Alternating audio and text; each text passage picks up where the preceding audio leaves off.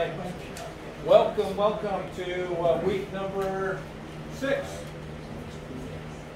We're just about there. We're getting there. So tonight we're going to cover antennas, but before we do that, we're going to spend most of the night talking about polar coordinates. So I'm going to turn it over to the expert because I'm not, and we'll turn it over to Penny, and she will take us to the North Pole, South Pole, the East Pole, and the West Pole. All right. It's all yours. All right. Well, before I get into that, I just wanted to review a little bit about last week. Do you remember what we talked about last week? Flip-flops. Okay. Well, and what I talked about was Q. And I was thinking about it, you know, after on Monday, I was thinking, you know, I really think the definition of Q would probably be efficiency if I was going to define it. Because remember that first equation where it was reactance over resistance, and the reactance is the stored energy? Yeah, I mean, from that equation, we know we want to have as much stored energy as possible. But the resistance on the bottom, we want to keep the resistance as small as possible.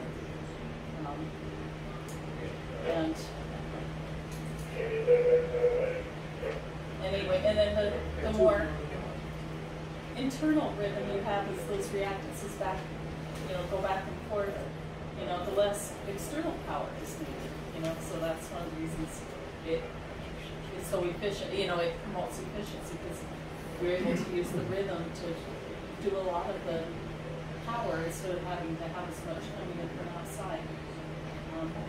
And then that, do you remember there was the second formula? I probably should have had it up here, the one that talked about the half power, you know, about the bandwidth, you know, and the idea to make the bandwidth smaller. Well, I would say that's more like the next step because you can have different cues that are both efficient, but the way to make it even more efficient is just to make the bandwidth smaller. So, hey, I just wanted to add that. Okay. Anyway, today we're going to talk about polar coordinates. Okay, so we already talked about last week. Okay, now before we get into that, I mean, polar coordinates uses a lot of like geometry and trigonometry, so I thought I would talk about that a little bit, but don't worry if, you know, if it goes over your head or whatever. Because, you know, if you were to take a math class, you'd spend a long time talking about this stuff. So, anyway, so we're talking about triangles. I thought that's kind of where it starts. Now, did everybody know that every triangle has 180 degrees as the sum of all 3 angles? And it does not matter how the triangle looks, you know, what shape it is. See, I just did that to give you an idea of the varieties of triangles. But it doesn't matter what it looks like. You know, the internal angles will all add up to 180 degrees. Now, there is a special kind of triangle called a right triangle, and it has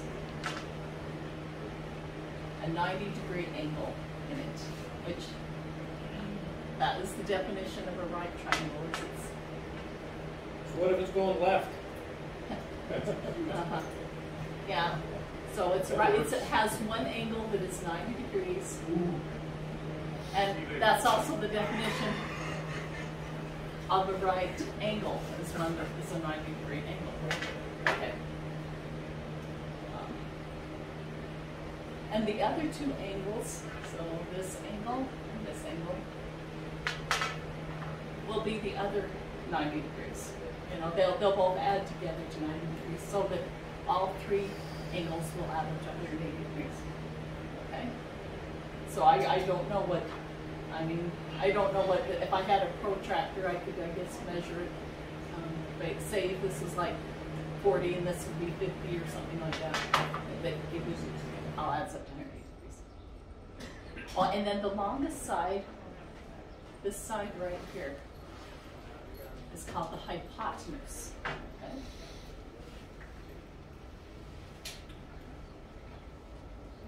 Okay, then there's something really cool about right triangles, is that you can use the Pythagorean theorem. Does anyone remember what that is? Or is anyone even Do you remember learning it? A squared plus C squared equals C squared. Exactly. Yeah. So. Or C equals the square root of A plus B, then. Yeah, so here's a picture of it right here. This is your right triangle. This little square right there just means it's a 90-degree angle. Okay. So if we call this side A and this side B, then the hypotenuse right here is C. And so it's really kind of cool. You can find if you know the length of A and if you know the length of B, you can square those numbers and then add them together, and then that will be equal to the square of the hypotenuse. So as an example, if A is 3 and B is 4, then what is C? So we square A, we make 3 square 4. Now, and then, so to simplify it a little bit more, 3 squared is 3 times 3, that's 9. 4 squared is 4 times 4, that's 16. You add them together, 9 plus 16 equals 25. Okay, so that means that C squared is 25. To figure out what C is, you take the square root, let both of those be 5. So it's pretty cool. Now, not many right triangles come out even like that. That's just, or a few though. Okay. So that's what trigonometry is based on, is right triangles. Okay. So, okay, now we have the trigonometry functions. And the trigonometry functions are about the ratios of the sides of right triangles with respect to one of the angles. And we're not talking about the 90-degree angle, we're talking about one of the 2 smaller angles. Okay, so it's just the ratios, it's the sides of the triangles. And once you know any of the ratios, you can look up the angle that goes with those sides. So, and then you'll use a calculator to do that. I mean, it used to be, when I took math in high school, we had a chart at the back of the book that you looked up the ratios, but the calculators now, just do it there. So, okay, so here's a right triangle, see? And we're talking about the angle A right here. It's kind of marked right there. So the ratio, the sine of A is the ratio of the opposite side over the hypotenuse. What's called the cosine of A, so the ratio, it would be the adjacent side over the hypotenuse. And then the tangent of this, you would do the opposite over the adjacent. So these are just 3 different ratios that all are in relation to A. And we could do the same thing with B. We could have the sine of B and the cosine of B, and, you know, would be, I mean, this would be the opposite side of B, and this would be the adjacent side of B. Okay. Okay, so if we're doing trig functions with polar coordinates, with polar coordinates, the side opposite the phase angle would be the reactance, the side adjacent is the resistance, and the hypotenuse of the radius is the impedance. So, now, let me go with the rest of it.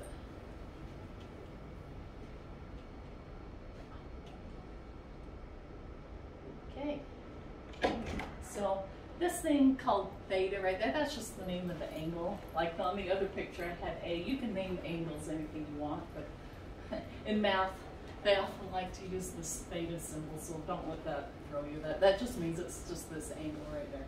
Okay. So remember when we talked about rectangular coordinates, we talked about this line right here, which is usually the x-axis. It's resistance. Okay? And it's true for rectangular coordinates and polar coordinates. This is the resistance axis. And then this right here, which is usually the y-axis, is the reactance axis. So with polar coordinates, we actually will be coming up with one number to represent impedance. When we did rectangular coordinates, we kept the resistance and the reactance separate. You know, we had one number for the resistance, another number for the reactance. But with here, we will with polar coordinates, we'll actually come up with one number to represent impedance. And within that number, the resistance, remember how I told you resistance is the permanent part of impedance? It is always there, it never changes. And reactance is the more non-permanent part. It's squishy, you know? Yeah, I mean, it does give impedance, but it's not the hard impedance that you get with resistance. It's, like I say, it's squishy. So the way we come up with this number is we do a squared plus b squared equals c squared. So we use right triangles. Okay, and there are two, so I already kind of talked about this. There are two main ways to graph impedance. There's probably others, but there's two ways mentioned in the book. They said these are the most common. There's the rectangular coordinates. We, talked about this a few weeks ago, where this is the resistance, this is the reactance. You keep them separate, and it was, pretty.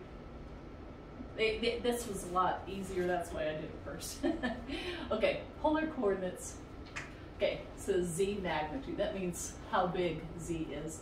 And this z number will be, where this has it two separate parts, this will be like one number, okay? And this thing, we call it the phase angle, and that will show how big the reactance is, whether it's inductive or capacitive. It's just a different way to visualize, your reactances. So. An example would be, okay, this number right here, 25Z, this would be how big your impedance is. This is taking into account your resistance and reactance. And then the 60-degree angle, that shows how far off your reactance is from your resistance.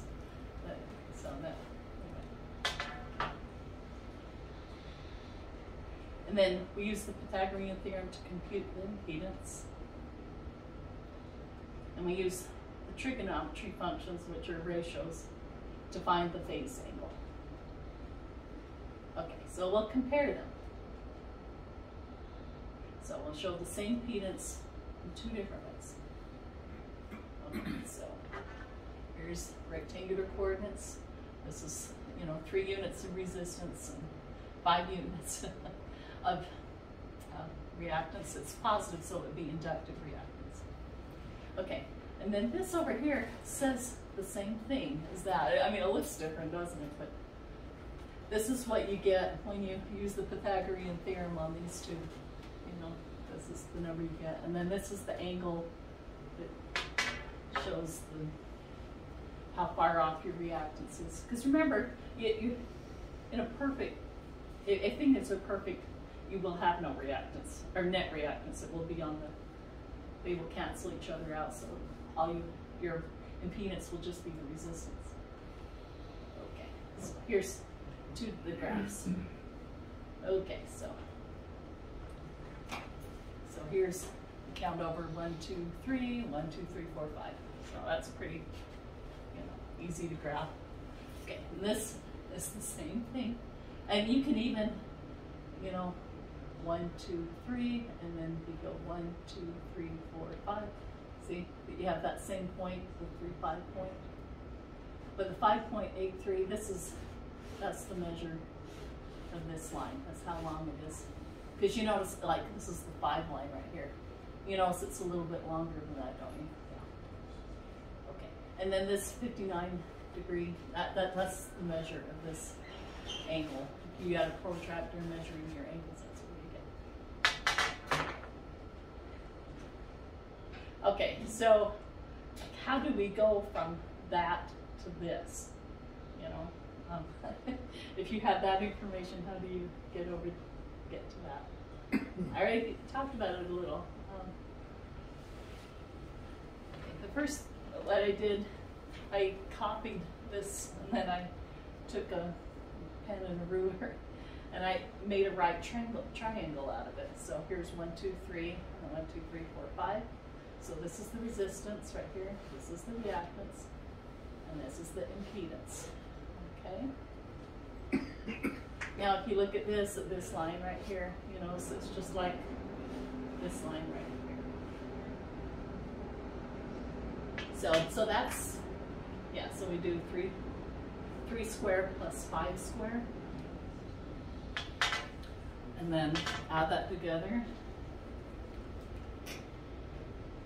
Oh yeah, I already talked about use the Pythagorean theorem. And then A squared is A is resistance, B reactance, C impedance. So we have 3 plus 5, 3 squared, 5 squared, that's 9 plus 25 equals 34. So C squared is equal to 34. You take the square root of that, you get 5.83095. So that's how you get the impedance. That's how we get that impedance value from.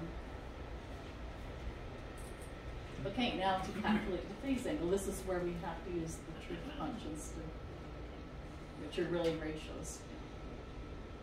Okay. So, I mean, after calculating the impedance, we could use any of the truth functions, but if we wanted to, if we didn't already have that, and we just wanted to do the phase angle, we could use the tangent ratio, which is the opposite over the adjacent. So opposite, that's reactance over adjacent. And we know their reactance 5, that's the opposite.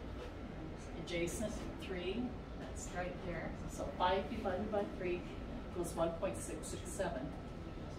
And then if you have a calculator, you press the inverse key and then the tangent key, or maybe it's second function, do second tangent, and then it'll give you what angle goes with that, those two ratios, yeah, with the tangent ratios, and that is 59 degrees, so that, so that's how you get from that to.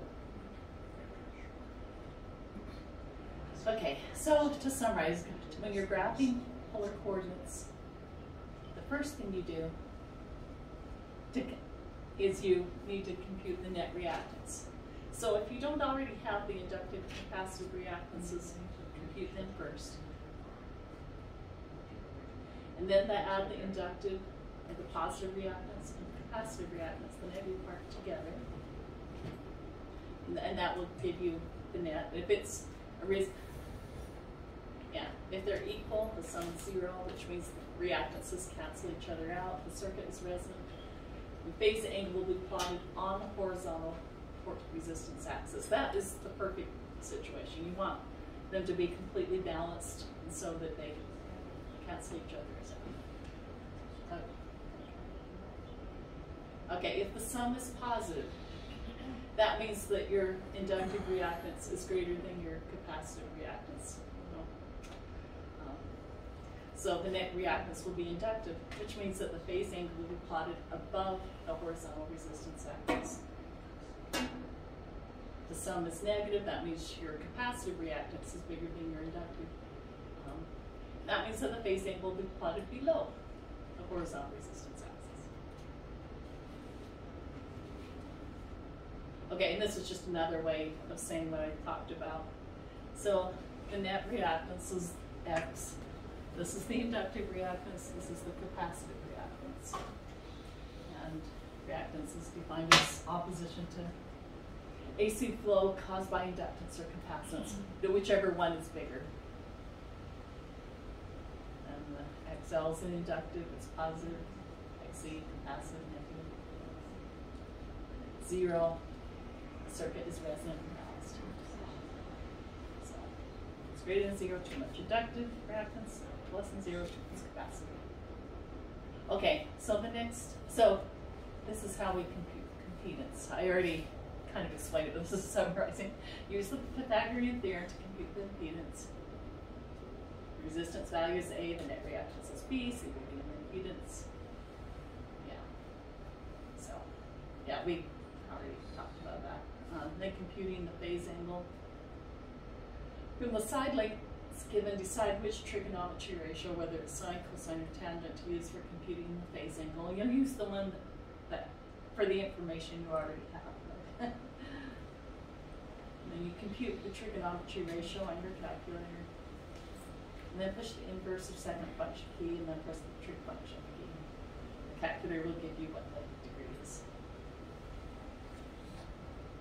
Okay, so this is a picture of what it looks like when your voltage and your current are in phase. This is what happens when you have a resonant circuit. This is the perfect condition. This is when you get your maximum efficiency. Everything. This is what you want. The current and the voltage, you know, are together. And they're okay. So circuit is resonant. The impedance will be just like equal to the resistance because the inductive and capacitive reactances are equal and cancel out. Okay. Now, when you're just talking about one at a time, though, like if it's just an inductor, the voltage leads the current.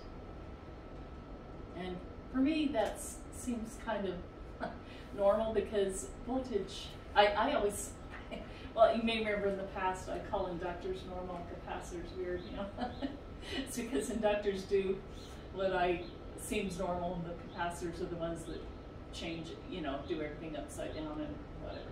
Anyway, so it's easy for me to remember that voltage leads the current because it's usually the one that's pushing.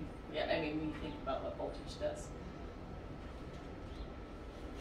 So the voltage comes first, and the current, or you could say the current lags the voltage.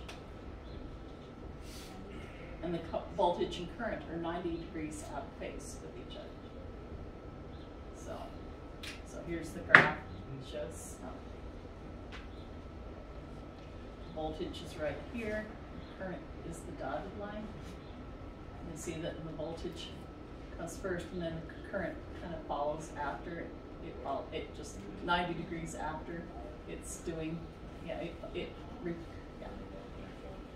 follows 90 degrees later. Okay, that's what I call out of phase.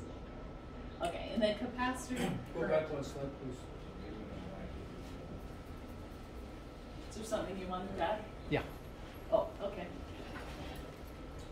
So if we think about this, from here to here, that's 180 degrees, right? Or is that 90? That would be 90 because 180 would be the 180 is the whole thing. Yes, right. But you see where this one is crossing the x-axis, this one's reaching its peak. So when this one goes to 0, this goes to 90. Mm-hmm. So that's what's meant by it's 90 degrees out of phase. Yes. Yep, that's right. I should have recorded that. She said I was right. It doesn't happen very often. Okay. Well, it's a capacitor. In a capacitor, everything is just the opposite. Current leads the voltage in the capacitor. Or in other words, the voltage lags the current. Another way of saying the same thing. And again, they are 90 degrees out of phase. But you see how when they're working together, they balance each other out because they're both doing the opposite of each other? Okay. So, anyway, yeah, so here, in this one, the red line is the current that's coming first, then the voltage. Wait a minute. Oh, yeah, no, wait a minute. This is the voltage, the red, and the current is the dotted.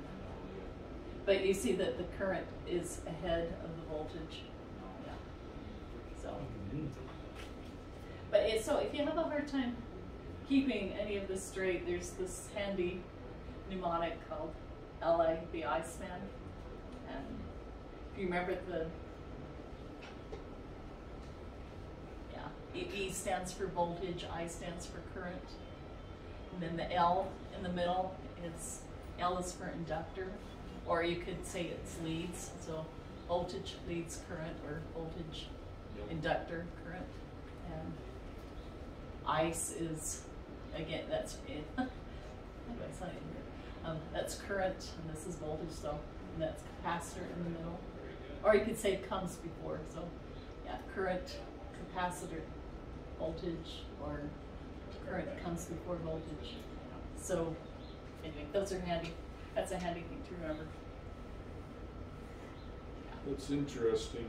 All the years I've been involved through various classes and schools, never heard Eli the Iceman. Really? Never. That's interesting. Oh, It's wow. a good way to remember it. Yeah, it is, because it can get confusing. Yes.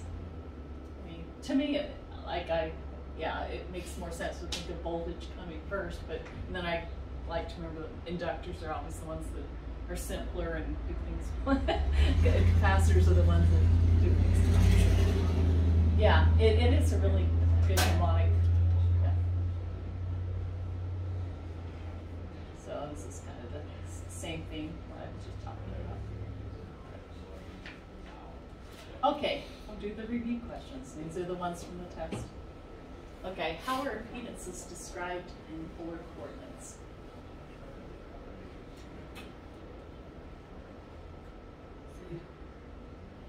What's the answer? C? Yep, that's right.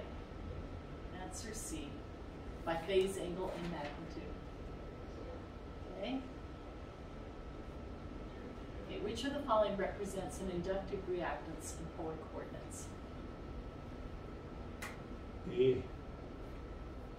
Sorry about that, a C. Yes.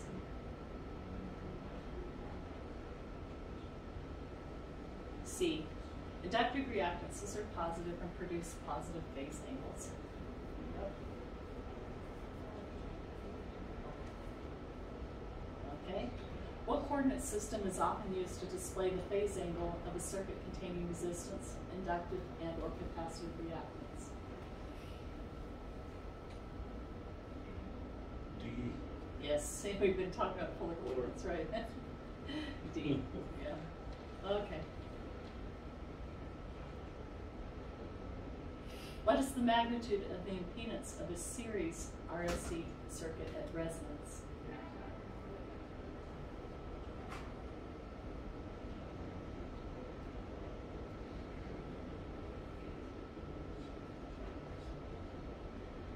D.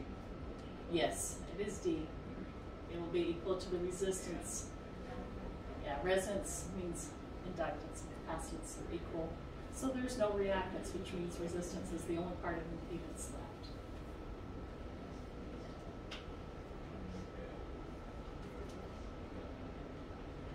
What is the magnitude of the impedance of a parallel RLC circuit at resonance?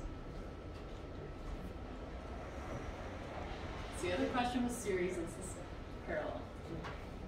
C.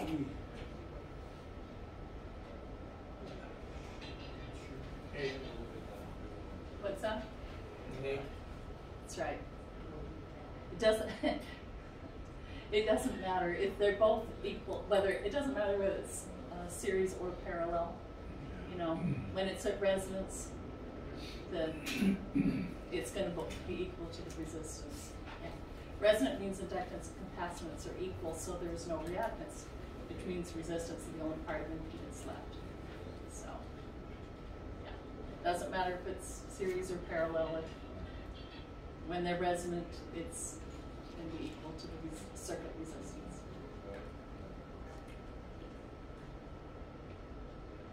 Okay, what is the magnitude of the circulating current within the components of a parallel LC circuit resonance? So we're talking about the current.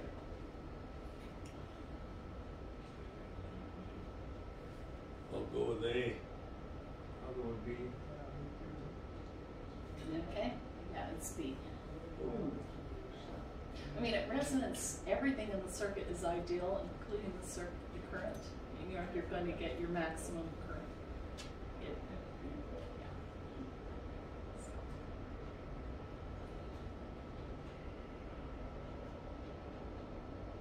What is the magnitude of the current at the input of the parallel LC circuit, RLC circuit resonance? So this is at the input. It's not inside. It's coming in.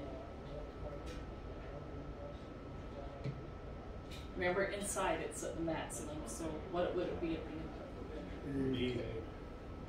What? A. A. Yes, it's a minimum. Yeah. And the way I think of it, it's not thirsty for current. It's not needing the current because it's at a maximum inside, so it's not going to be thirsty for current when it resonance. Okay. is the phase relationship between the current through and voltage across a series resonance circuit at resonance?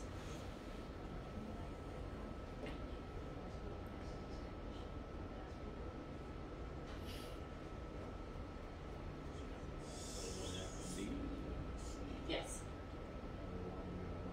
Yeah, all is perfect and balanced in a resonance circuit. They're in phase with each other. What is the relationship between the AC current through a capacitor and the voltage across a capacitor? Drains voltage D. Yes. We use the ICE rule, current comes before voltage for capacitors.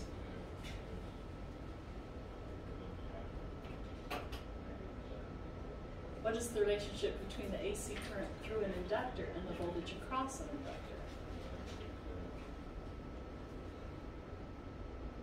A. Yes. Yeah, remember, this time it's the Eli rule. Voltage leads current, voltage inductor current.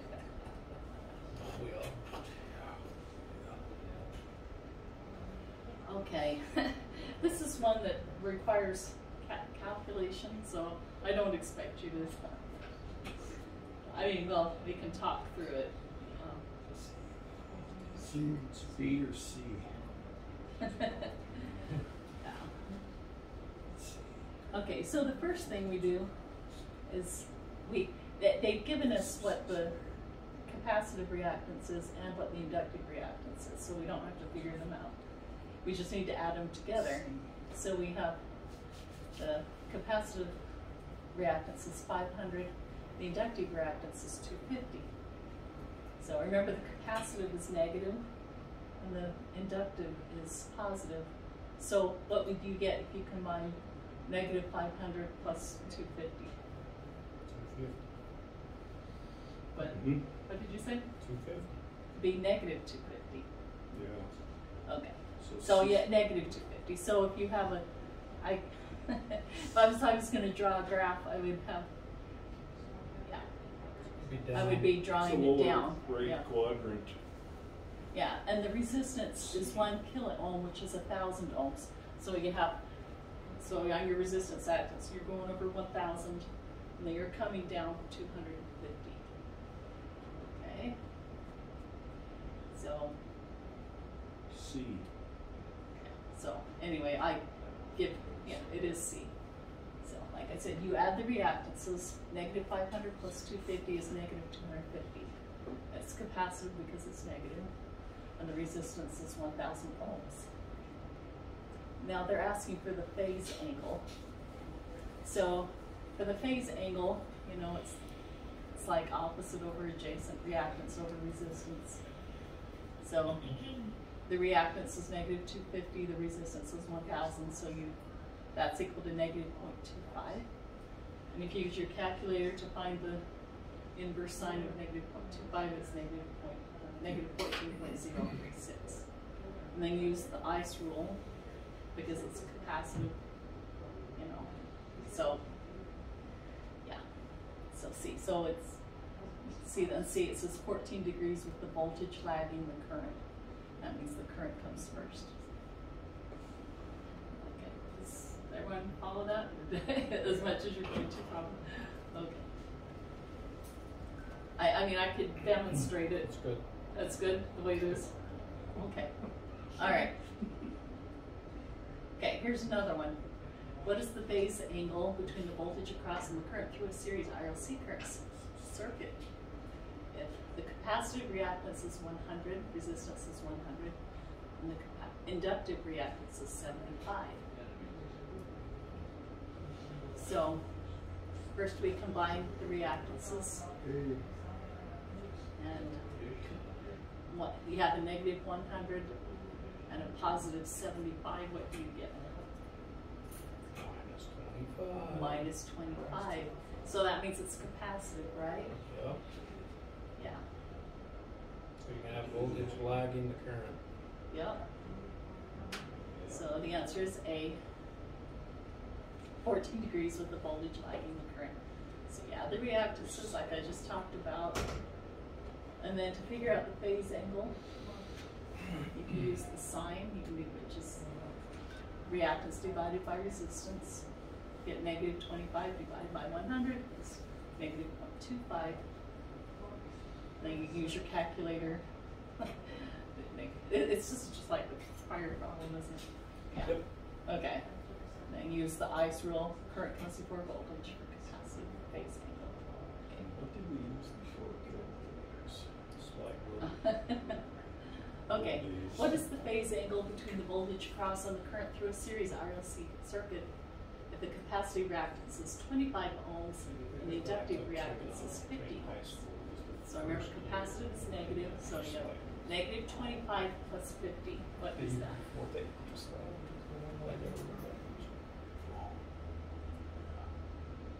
What is negative 25 plus 50?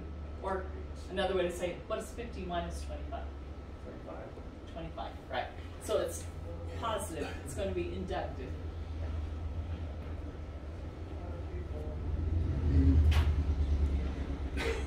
Yeah. Yep, it is B. So we add the reactances, like I just said. We do the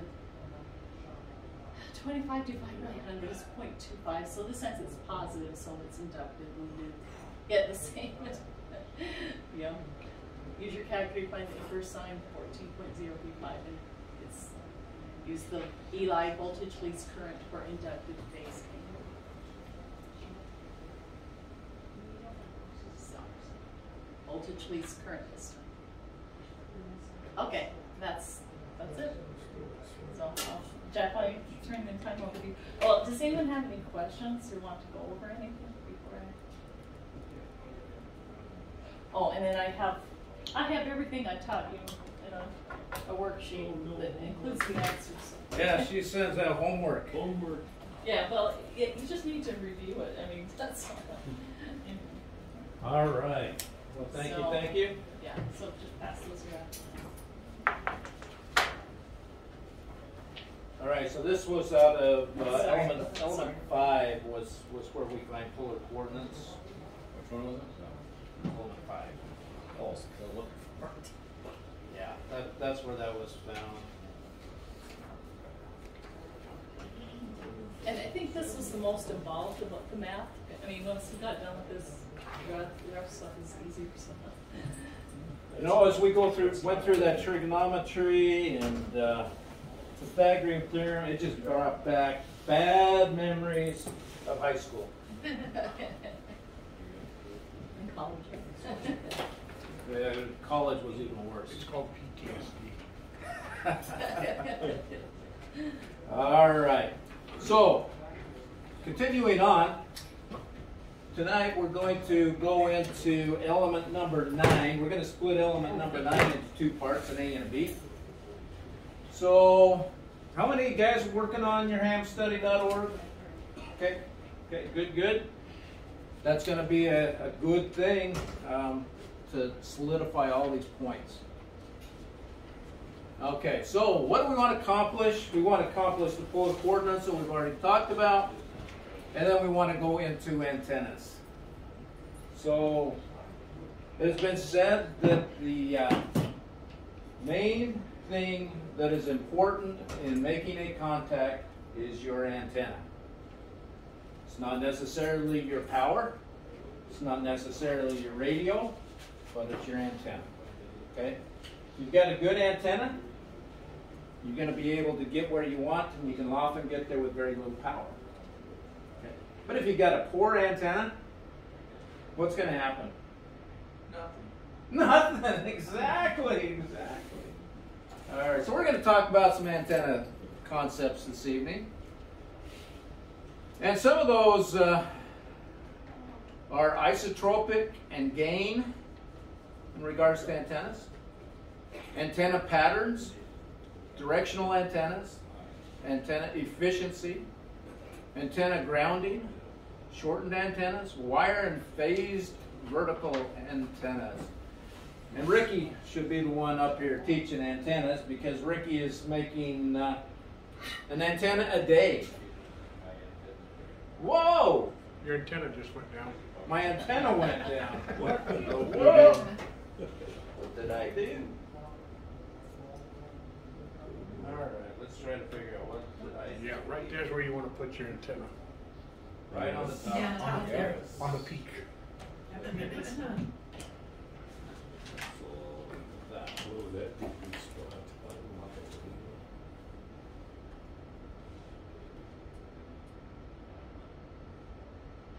Alright. Where did it go? No devices found. What did I break, Rick? No, it did that to the police officer.